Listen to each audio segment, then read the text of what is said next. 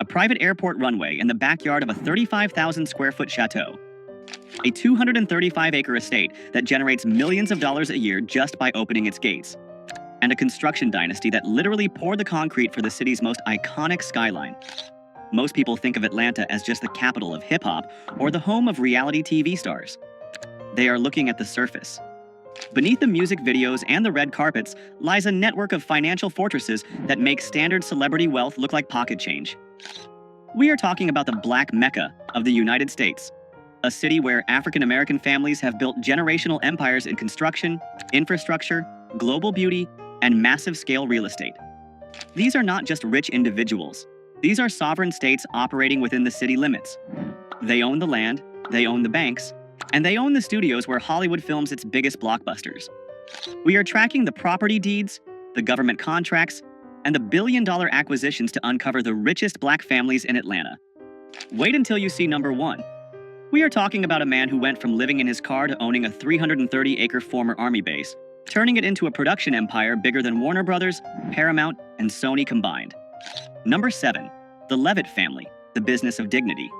To understand the foundation of black wealth in Atlanta, you have to understand the businesses that serve the community from the cradle to the grave. And in Atlanta, when it comes to the final chapter of life, one name commands absolute respect and immense financial power: the Levett family. Gregory B. Levett Sr. and his wife Betty Levett are the titans behind Gregory B. Levett and Sons Funeral Homes and Crematory. Now, you might think a funeral home business is a modest, quiet operation. In Atlanta, you would be wrong. The Levetts have scaled the business of dignity into a multi-location empire that rivals major corporate chains. They established their first location in Scottsdale, Georgia, in 1980 with a 5,000 square foot facility. Today, that footprint has exploded. They operate 4 massive chapels across the metropolitan area, including a 9,000 square foot fortress in Decatur and a 12,000 square foot state-of-the-art facility in Gwinnett County. This is not just about handling services. It is about infrastructure wealth. Their facilities are designed with the opulence of 5-star hotels. We are talking about viewing rooms with custom furniture, large conference centers for family gatherings, and fleets of luxury vehicles. The family fleet includes pristine Rolls-Royces and Cadillacs, signaling a level of service that demands premium pricing. The wealth of the Levett family is built on a reputation for excellence. In the funeral industry, trust is the only currency that matters. When you serve over 2,200 families annually, as the Levetts do, you are operating a logistics and hospitality machine that generates tens of millions in revenue. Their influence extends far beyond their chapels. The family has donated over $1 million to various charities and organizations. Their philanthropic footprint is so large that the DeKalb Medical Center named their emergency department reception area after Gregory and Betty Levett. This is legacy wealth. It is the kind of wealth that is woven into the fabric of the community. They have handled the homegoing services for some of the most prominent figures in black culture, becoming the go-to institution for Atlanta's elite. The Levetts prove that in the Black Mecca, service industries can be scaled into dynastic fortunes if executed with perfection. They didn't just build a business, they built an institution that will stand for generations. But while the Levetts serve the local community, our next tycoon makes his fortune from the millions of travelers passing through the world's busiest airport. Number 6. Mack Wilbourn, the airport king. If you have ever flown through Hartsfield-Jackson Atlanta International Airport, the busiest airport on the planet, you have likely put money directly into the pocket of Mack Wilbourn. Mack Wilbourn is the owner and president of Mack 2, Incorporated. He is the quiet giant of Atlanta's hospitality sector. While rappers and athletes flash cash on Instagram, Wilbourn collects passive income from the thousands of people who buy a chicken sandwich or a burger every single hour. His empire is built on franchise dominance. He operates franchises of major brands like Popeyes Louisiana Kitchen and Checkers within the airport. But these aren't just normal fast food spots. These are some of the highest grossing locations in the entire world. His 2 Popeyes locations in the airport have consistently ranked as the number 1 and number 2 busiest units in the entire global system. Think about the volume. Hartsfield-Jackson sees over 100 million passengers a year. Wilbourn has positioned his assets right in the flow of that human river. It is a masterclass in captive audience economics. Wilbourn started his journey in 1971 as one of the first minority McDonald's franchisees in the Atlanta area. He grew that initial success into a diversified portfolio that includes vending companies and partnerships in iconic Atlanta destinations. His personal wealth is reflected in his real estate. Public records have linked him to a residence in Midtown Atlanta with over 5,600 square feet of living space, valued at over $1.2 million. But his true asset is his influence. He has hosted President Barack Obama at his home. When you can invite the President of the United States over for dinner, you are operating on a different level of power. Wilbourn represents the B2B, business to business, side of Atlanta wealth. He isn't selling a lifestyle, he is selling efficiency. He proves that you don't need to invent a new product to become ultra wealthy. You just need to control the distribution channel where the people are. But while Mack Wilbourn controls the food, our next family controls the look of Black America. Number 5. The Bronner Family, the beauty dynasty.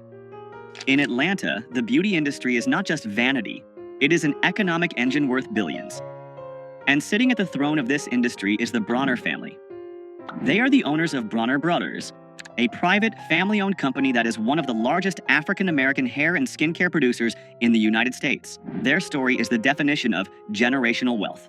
It began in 1947 with Dr. Nathaniel H. Bronner Sr. and his brother Arthur E. Bronner Sr.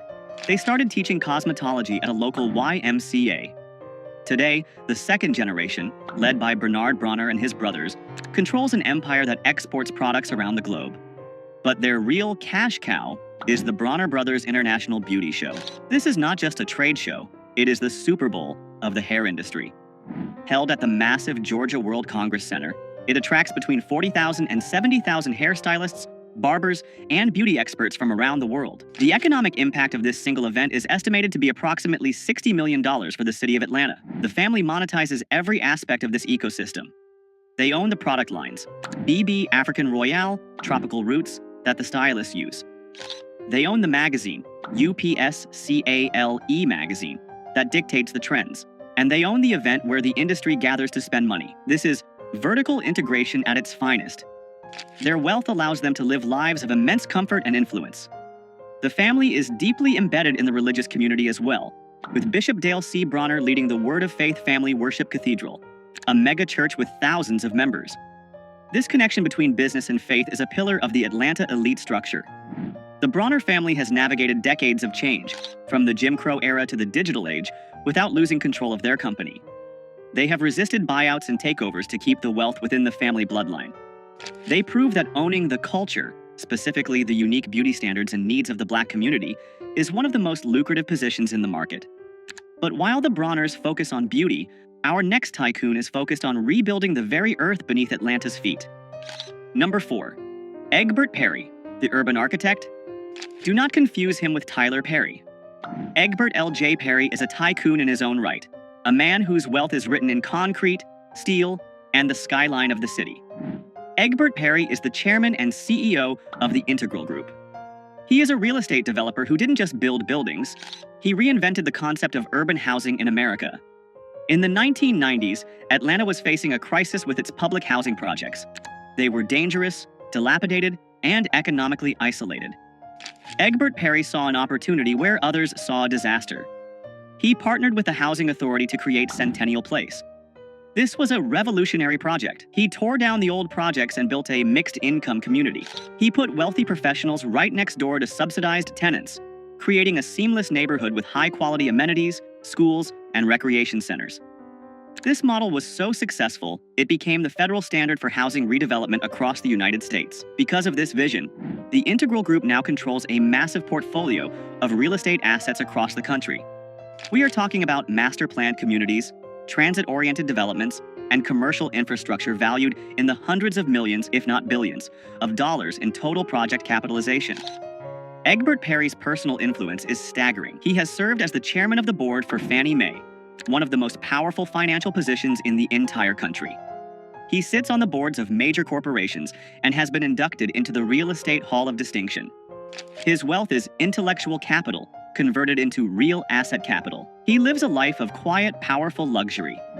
Unlike the entertainers who flash cash, Egbert Perry moves in the boardrooms where the future of the city is decided. His company is currently involved in the redevelopment of the massive General Motors assembly plant site in Doraville, a project that will create a city within a city. He represents the technocrat wing of the Black MECCA. He is the engineer who figured out how to make gentrification and community development profitable. But if Egbert Perry is the modern developer, our next family is the historic bedrock upon which modern Atlanta was built. Number 3. The Russell Family, the concrete dynasty. If you look at the Atlanta skyline, you are looking at the legacy of Herman J. Russell. The Russell family is perhaps the most important business dynasty in the history of Black Atlanta. Herman J. Russell, who passed away in 2014, founded H.J. Russell and Company in 1952. He started as a plasterer.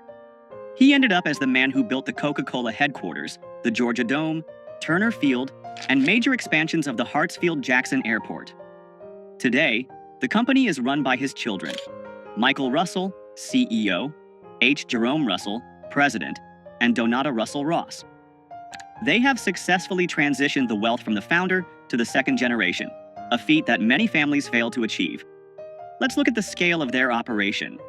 H.J. Russell and Company is consistently ranked among the largest minority-owned firms in the United States. They don't just pour concrete, they manage real estate, they develop affordable housing, and through Concessions International, led by Donata, they operate food and beverage units in major airports across the country.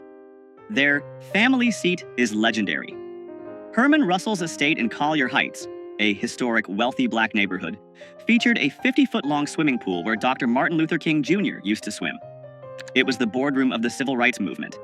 Today, the children continue to expand the empire. Jerome Russell is heavily involved in the Russell Innovation Center for Entrepreneurs, RICE. This is a 50,000-square-foot business generator gifted by the family to the city. It is the largest center of its kind in the country dedicated to Black entrepreneurs. This is ecosystem wealth. The Russells aren't just rich, they are creating the infrastructure for the next 1,000 Black millionaires. Their personal real estate portfolios are vast, with holdings across Atlanta. They move with the confidence of a family that knows they literally built the walls the rest of the city lives behind.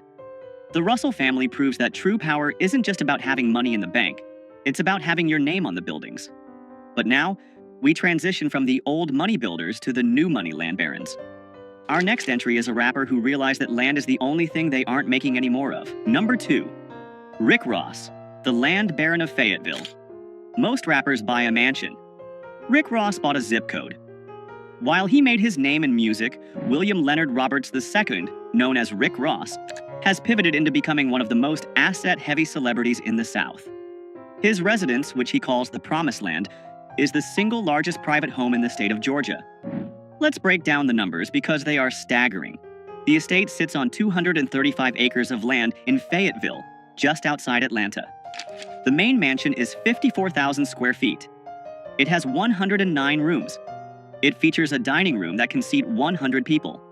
It has a 350,000-gallon swimming pool, which is the largest residential pool in the United States. Ross bought this property from the legendary boxer Evander Holyfield for a reported $5.8 million in 2014.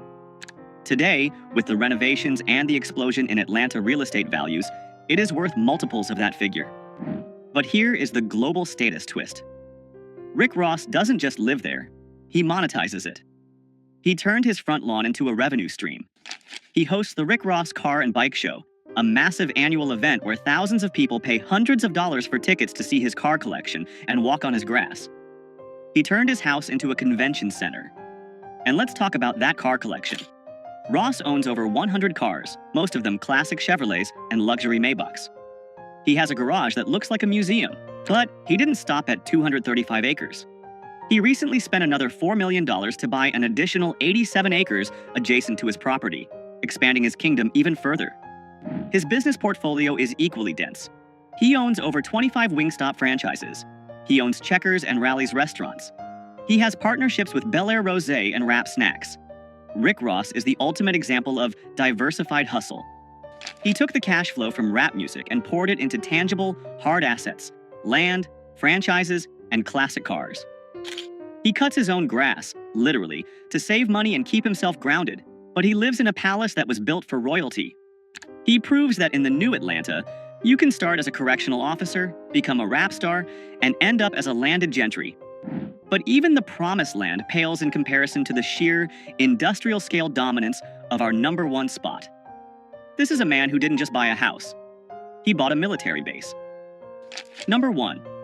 Tyler Perry, the sovereign of the South. We have arrived at number 1.